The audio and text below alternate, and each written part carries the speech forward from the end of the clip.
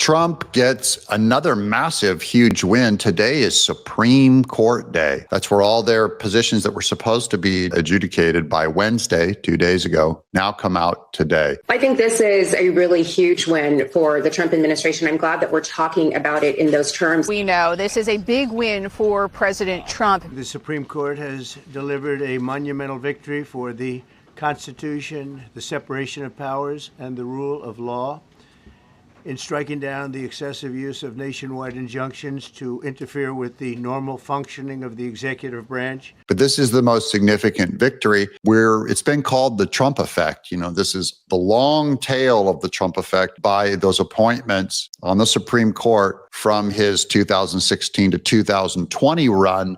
And he's still getting incredible good news all this week. This time, it seems to redeem a little bit of Amy Coney Barrett. She always gets a lot of heat, and I like giving good news about her too. Here's Trump on Twitter. Giant win in the United States Supreme Court. Even the birthright citizenship hoax has been indirectly hit hard. It had to do with the babies of slaves was where it came from in the same year, not the scamming of our immigration process. Congratulations to Attorney General Pam Bondi, Solicitor General John Sauer, and the entire Department of Justice. News conference at the White House this morning, and we'll go into more of that. I just wanted to get ahead of this news real quick. Meanwhile, this is MSNBC having a complete meltdown over the news when the Supreme Court goes against them. Not able to issue nationwide injunctions. Okay, thank you. Stand by. And I know you want to dig into the case, so we'll let you do that, Julia. I'm going to bring in Lisa Rubin. You just pulled it up. What are we learning?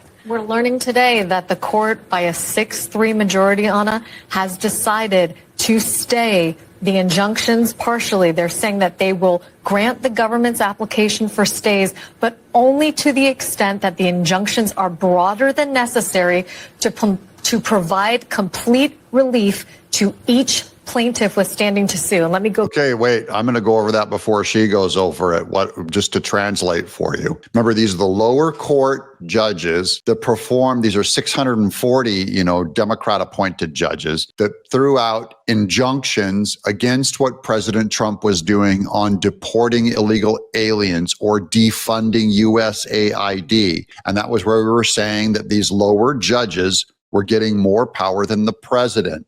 So in this scathing review, huge overarching review, they said, we're pushing back just on the general principle that a lower court judge can have a broad, sweeping injunction against the president. So that's the good news. Go back a second, zoom out for a second if I can. One of the questions here was, if the court was going to stay these injunctions, how were they going to do it? Were they going to say that each injunction could only apply in the district where it was entered? In two cases here, those boring and trivial. I'm going to move on because she's just so upset that she's trying to bring out the picayune details, trying to reverse this decision and try and downplay it. No, it was a serious kick in the crotch. We're going to get into more of it. Here's Justin. U.S. Supreme Court rules parents can pull children from public school lessons that use LGBT storybooks. That's at the Supreme Court, guys. Regarding religious liberty and whether parents should be informed and be able to opt their children out from reading books in the classroom that go against their faith. Because remember, they were trying to push their lunatic LGBTQ storybooks and at a public school. And then if you tried to pull your kid using free speech, pull kids from those courses, they were saying your kid had to stay in. So now the Supreme Court says you can pull your kids from those programs. Again, the Democrats, they despise freedom, free speech, your freedom of thought, even your own inventing your own worldview in your head, inventing your own family's values. They want a government top down, one party, one decision on everything. Now, here's Sean Davis on more of that with Amy Coney Barrett. We're going to get into a lot of her decision here. Breaking in a 6-3 ruling, the Supreme Court has effectively nuked the universal injunctions used by rogue district court judges. The opinion was written by Amy Coney Barrett, Sotomayor, Jackson, and Kagan, the three witches, dissented. So here's what the document looks like. The Supreme Court of the United States. This is Trump, President of the United States, on application for partial stay. So he got a partial stay on this one. Let's go to some of the more scathing quotes. This is from the syllabus. Held, universal injunctions likely exceed the equitable authority that Congress has given the federal courts. That's what the court has claimed, that doing those injunctions against Trump from a lower judge up to judge, they likely exceed the authority that Congress has given them, meaning they're likely illegal. They can still get pushback on it. They may have to revisit it, but I think this is dead. With this makeup of the court, I don't think liberals want to send this back up. They want to wait to see if the court ever flips the other way before they go back into this one. Breaking, the Supreme Court allows Trump to partially enforce order restricting birthright citizenship. So that was one of the things that they used, the lower court used to push back on Trump's reverse immigration, deporting these illegal immigrants. Let's move on to here. Here's Fox News kind of breaking out the deals. This is when it was first announced. Okay, yes. So this is at least a partial, if not a full, and we're reading this because there are several concurrences here, but it's written by Justice Barrett, which goes against the ruling that I just gave the guidance because she's one of the least junior justices, but she was assigned to write this opinion.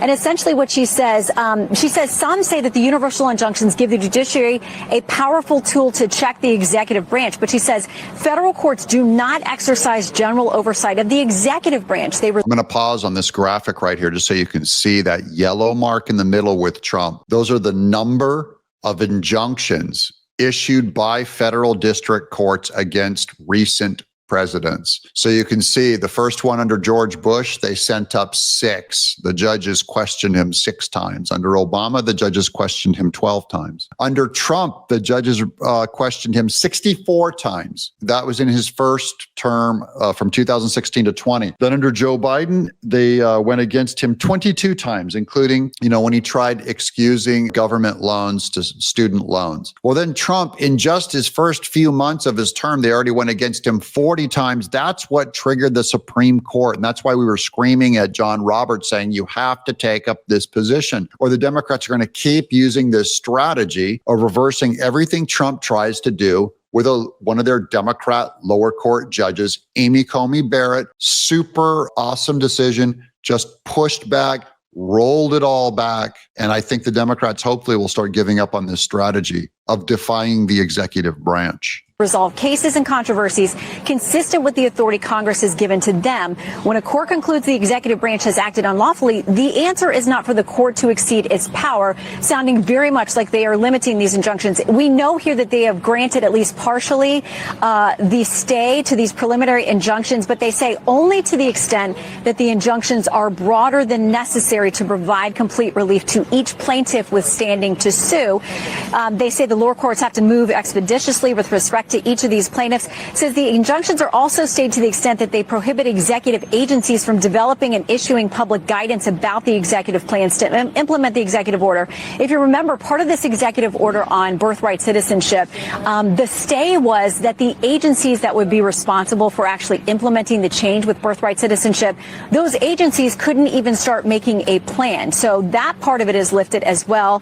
We do see that the dissent here comes from the 3 justices you expect. It looks like Justice Sotomayor filed the dissent. Kagan and Jackson joined that. Justice Jackson also filed a dissenting opinion, but there are a lot of concurrences here.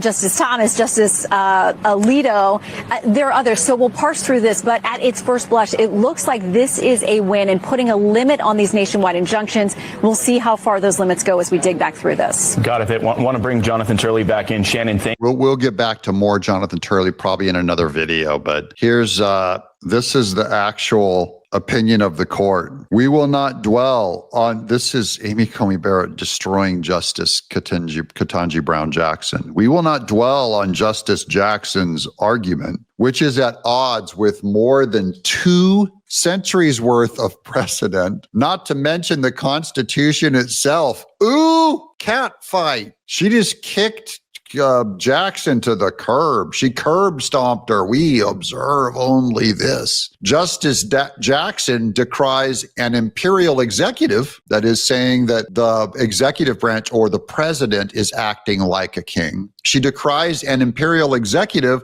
while embracing an imperial judiciary. That is, to explain that, she is saying that those lower court judges are allowed to act like a king. So she's against the president acting like a king, but she's for the lower courts to act like a king. That's a great sick burn on that one.